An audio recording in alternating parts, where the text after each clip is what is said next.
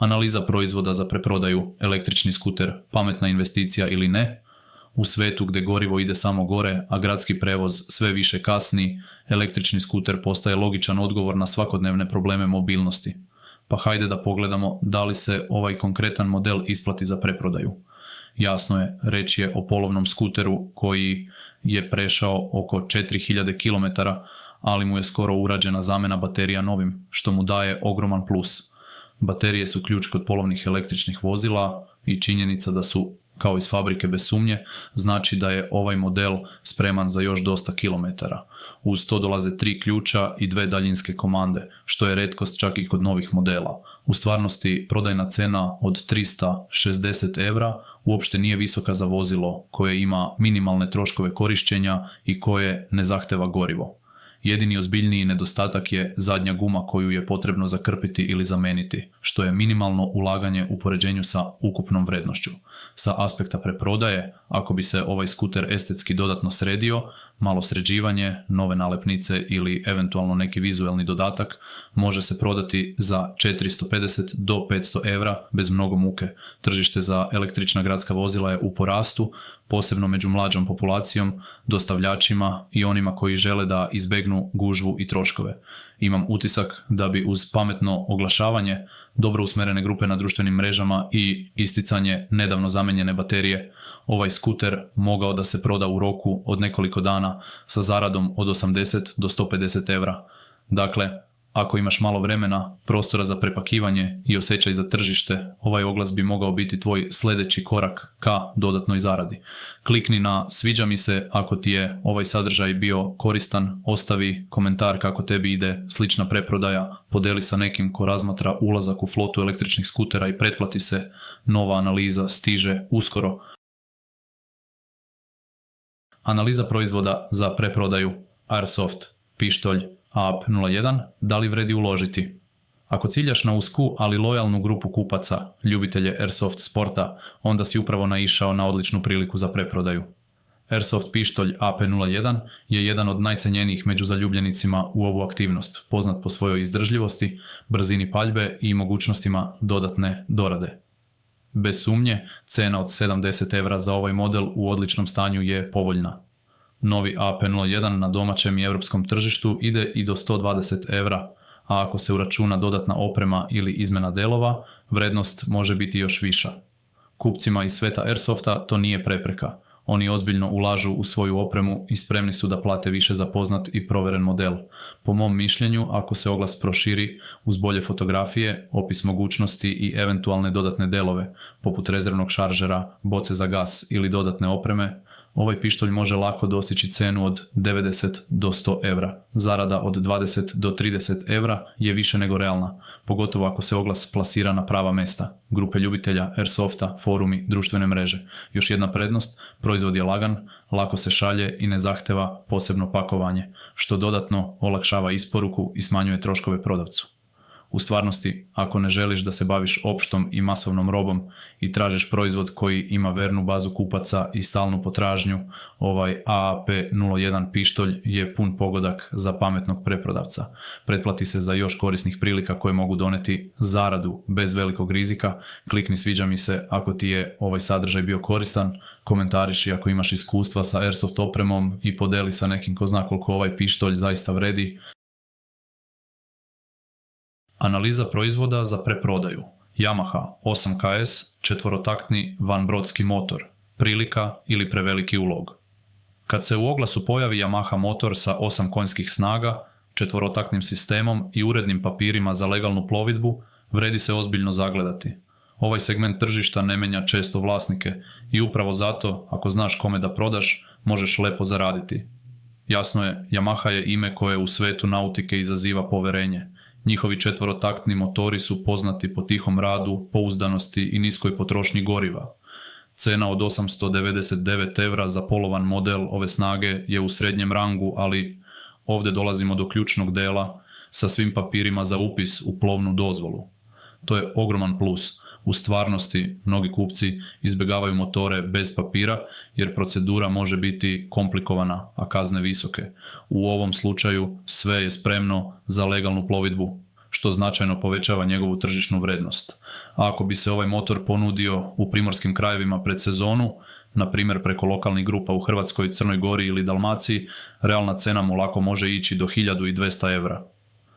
Po mom mišljenju, uz malo ulaganja u estetsko sređivanje, čišćenje, podmazivanje, eventualno snimak rada, potencijalna zarada može ići i do 300 eura.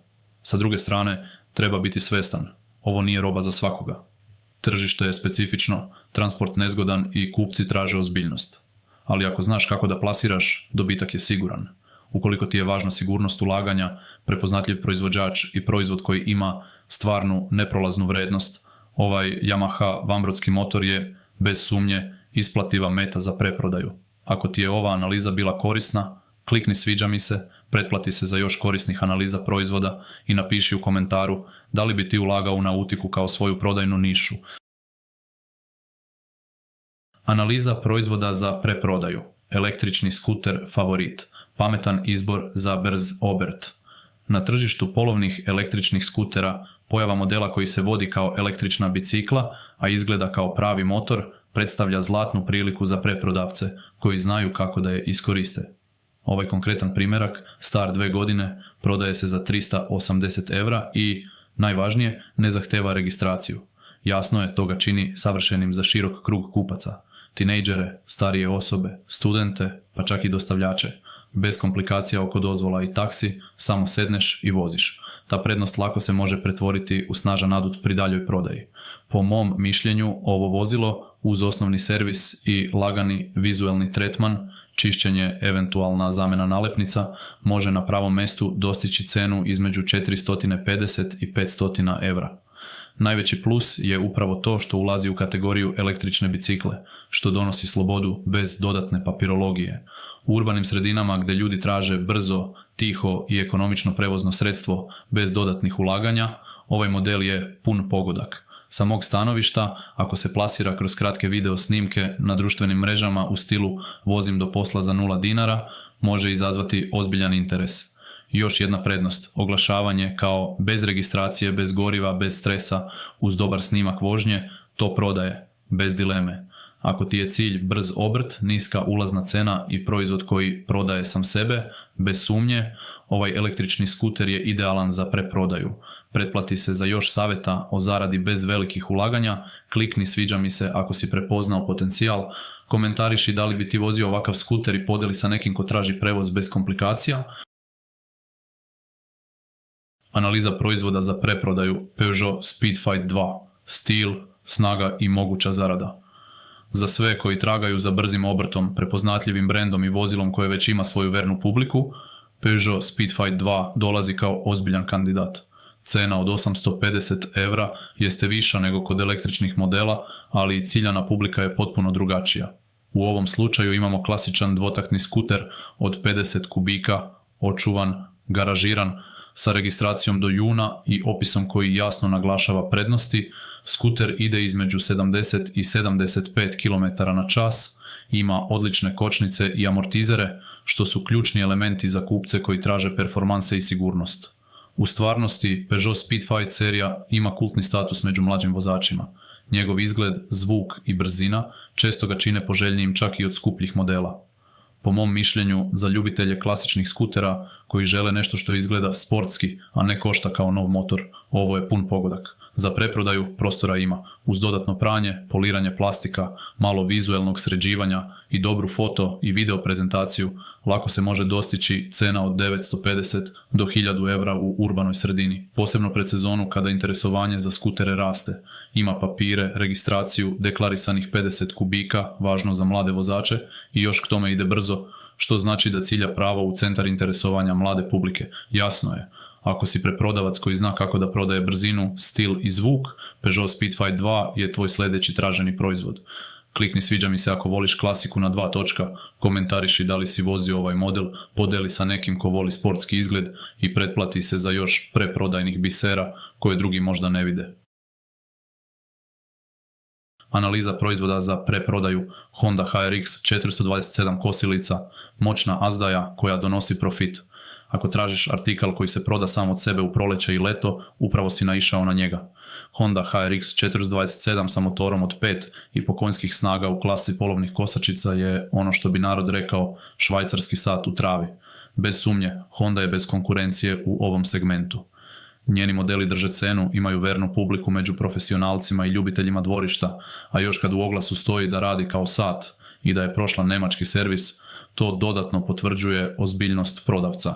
Cena od 210 € za očuvanu HRX 427 sa centralnim podešavanjem visine i ležajevima u točkovima uz garanciju ispravnosti i snimak rada, to je bez dileme materijal za brzu preprodaju uz dobru promociju. Po mom mišljenju, ova kosilica može dostići cenu i do 270, pa čak i 300 € u pravo vreme, mart-jun, posebno ako se oglas usmeri ka sredovečnoj populaciji u prigradskim naseljima koja zna šta znači da nestaje kad naiđe na vlažnu travu. To su kupci koji ne traže najjeftinije, već provereno i izdržljivo. Snimak rada je sjajan dodatak jer pokazuje iskrenost, a to gradi poverenje. A kupci za ovakve mašine kupuju na osnovu poverenja. Ako znaš kako da napraviš oglas koji ima dušu, uz par novih fotografija na travi, dodatak poput šrafića ili kanistera ulja, ova kosilica može ti doneti 50 do 90 € čiste zarade. Sa mog stanovišta, ovo je savršen sezonski proizvod koji ima stabilnu potražnju, jak naziv i stvarnu vrednost, pravi izbor za isplativu preprodaju. Klikni sviđa mi se ako misliš da bi i ti mogao preprodavati alat koji guta travu, komentariši da li si već imao iskustva sa kosilicama, podeli oglas s nekim ko ima veliko dvorište i pretplati se, jer uskoro stižu novi alati za tvoj prodajni asortiman. Analiza proizvoda za preprodaju, Technics RS B965, kasetni dek ili investicija. Ako tražiš proizvod koji nije za svakoga, ali onome kome jeste znači sve, onda je Technics RS B965 pravi vintage dragulj za tvoju ponudu. Cena od 799 € možda na prvu zvuči visoko, ali veruj, u audiofilskom svetu ovaj model ima skoro kultni status. Unquestionably, RS B965 se smatra jednim od najboljih kasetnih dekova ikada napravljenih. Troglavi sistem, direct drive mehanika, ekstremna preciznost i robustna izrada, to je ono što ga čini omiljenim među kolekcionarima i audio puristima. Sa sve manjom dostupnošću u funkcionalnom stanju, cena ovih uređaja ne pada, naprotiv, raste. In actuality, ovaj konkretan primjerak deluje očuvano i prodavac navodi da je ispravan, što je ogromna prednost. Ljubitelji Technicsa iz inostranstva, posebno iz Njemačke, Italije, Japana i Amerike, rado plaćaju između 900 i 1200 € za testirane i očuvane jedinice, naročito ako se nude sa originalnim kablovima i opcijom video demonstracije rada. From my perspective, ako znaš kako da plasiraš ovaj uređaj, eBay, Reverb ili čak specijalizovani audio forumi, uz kvalitetan oglas i snimak rada možeš ostvariti profit između 100 i 300 €. Transport je osjetljiva stavka, ali kupci ovih dekova računaju na to i spremni su da plate shipping i osiguranje. Ovaj model nije za brzi obrt, ali je za one koji žele da ulože pametno i sačekaju kupca koji zna šta traži.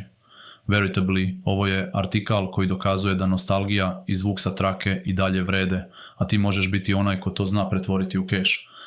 Lajkuj ako i ti misliš da je dobar zvuk većan, komentariši koje još vintage uređaje bi analizirao, podeli sa nekim koji još uvijek čuva kasete i zapratite za još bisera iz analognih vremena koji se prodaju po premium ceni.